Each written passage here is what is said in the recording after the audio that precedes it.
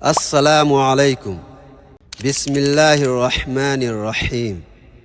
حضرت موسیٰ علیہ السلام کو علم سے بہت محبت تھی، اس لیے وہ علم کی تلاش میں رہتے تھے اور یہ بھی خیال کرتے تھے کہ انہیں بہت زیادہ علم حاصل ہے۔ اس پر اللہ تعالیٰ نے حضرت موسیٰ علیہ السلام سے فرمایا، تم سے زیادہ علم میرے ایک بندے کے پاس ہے، اگر تو جاننا چاہتا ہے تو اس بندے سے ملاقات کر۔ حضرت موسیٰ علیہ السلام نے دریافت فرمایا، ایسا بندہ کون ہے اور کہاں ہے؟ میں اس سے ملنا چاہتا ہوں۔ اللہ تعالیٰ نے ایک ایسے مقام کی طرف اشارہ کیا جہاں دو دریا آپس میں ملتے ہیں۔ چنانچہ حضرت موسیٰ علیہ السلام تلاش کرتے ہوئے اس مقام پر پہنچے۔ روایات کے مطابق ان کا نام خضر علیہ السلام ہے۔ خضر علیہ السلام بھولے بھٹکوں کو راستہ دکھایا کرتے تھے۔ حضرت موسیٰ علیہ السلام نے خضر علیہ السلام سے ملاقات کی۔ علیک سلیک کے بعد آپس میں باتیں ہوئیں۔ حضرت موسیٰ علیہ السلام نے ان سے اپنا مقصد بیان کیا اور کہا کہ جو علم آپ کے پاس ہے میں سیکھنا چاہتا ہوں، اس سلسلے میں آپ میری رہنمائی فرمائیں۔ حضرت خضر علیہ السلام نے فرمایا، میں جو کچھ کروں آپ مجھ سے نہیں پوچھیں گے۔ حضرت موسیٰ علیہ السلام اس شرط کو مان گئے اور عہد کیا کہ آپ علیہ السلام جو کچھ کریں گے میں نہیں پوچھوں گا اور نہ مداخلت کروں گا۔ حضرت خضر علیہ السلام نے فرمایا کہ میں جو کچھ کروں گا آپ صبر نہیں کر سکیں گے۔ حضرت موسیٰ علیہ السلام نے فرمایا، میں صبر کروں گا۔ چنانچہ دونوں روانہ ہوئے اور راستہ طے کرتے رہے۔ دیکھا کہ ساحل سمندر پر کچھ کشتیاں کنارے پر لگی ہوئی ہیں۔ حضرت خضر علیہ السلام نے ان کشتیوں کو توڑ ڈالا۔ حضرت موسیٰ علیہ السلام یہ حرکت برداشت نہ کر سکے۔ آخر پوچھ ہی لیا، آپ نے ان غریبوں کی کشتیاں کیوں توڑیں؟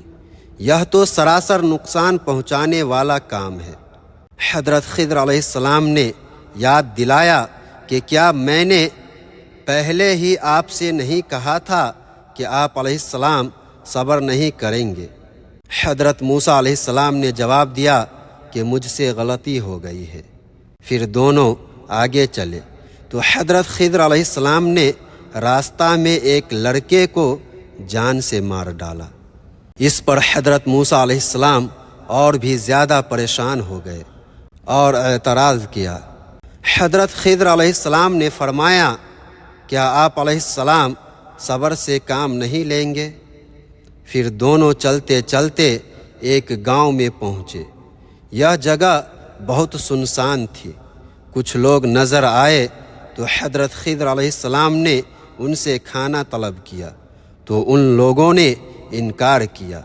وہاں پر ایک جگہ دیکھا کہ ایک دیوار ہے، بوسیدہ اور کمزور ہے، کسی بھی وقت گر سکتی ہے۔ آپ نے اس دیوار کی مرمت کی اور اسے مضبوط کر دیا۔ اس پر حضرت موسیٰ علیہ السلام نے حضرت خضر علیہ السلام سے کہا کہ آپ نے یہ دیوار مرمت کی ہے، ہم بھوکے پیاسے ہیں، اس کام کے لیے آپ مزدوری طلب کر سکتے تھے۔ حضرت خضر علیہ السلام نے جواب دیا، جو کام خدا کے حکم سے کیا جائے اس کی مزدوری نہیں لی جاتی۔ پھر آپ علیہ السلام نے موسیٰ سے فرمایا، اے موسیٰ، آپ اپنے وعدے پر قائم نہیں رہے اور بار بار پوچھتے رہے۔ اب ہم دونوں ایک دوسرے سے جدا ہو رہے ہیں۔ جانے سے پہلے میں چاہتا ہوں کہ وہ سب کچھ بتا دوں جو میں نے کیا ہے۔ اے موسیٰ، میں نے کشتیوں کو اس لیے توڑا کہ وہ کشتیاں غریب ملاحوں کی تھیں جن سے وہ روزی کماتے تھے۔ یہاں کا بادشاہ ان کشتیوں کو ان سے چھیننا چاہتا ہے۔ جب ملاحوں کے پاس کشتیاں نہیں رہیں گی تو وہ روزی نہیں کما سکیں گے، اس لیے میں نے کشتیاں توڑ دیں۔ بادشاہ ٹوٹی ہوئی کشتیوں کو نہیں لے گا، یہ کشتیاں تھوڑی بہت مرمت کے بعد ٹھیک ہو جائیں گی۔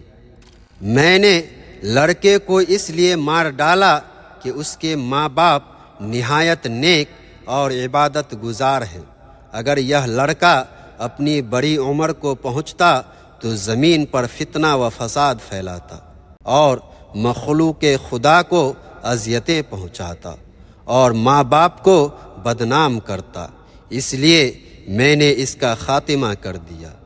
آگے چل کر میں نے دیوار مرمت کی، اس میں یتیم بچوں کا مال دبا ہوا ہے، یہ مال بچوں کے باپ نے ان کے لیے رکھ چھوڑا ہے، جب بچے بڑے ہوں گے تو دبا ہوا مال نکال لیں گے۔ دیوار مرمت نہ کرنے کی صورت میں گر جانے کا اندیشہ ہے، اگر دیوار گر جاتی تو یہاں کے بدماش لوگ دیکھ لیتے اور مال ہتھیا لیتے۔ حضرت خضر علیہ السلام اور حضرت موسیٰ علیہ السلام دونوں نے اپنی اپنی راہ لی۔ حضرت موسیٰ علیہ السلام اپنی قوم کے پاس گئے اور نیک کاموں کی طرف بلانے لگے۔ ناظرین، یہ قصہ ہمیں یہ سبق دیتا ہے کہ ہر چیز جو نظر میں سمجھ سے باہر ہو ضروری نہیں کہ وہ غلط ہے۔ اللہ کا ہر فیصلہ حکمت بھرا ہوتا ہے، چاہے انسان اسے سمجھ پائے یا نہیں۔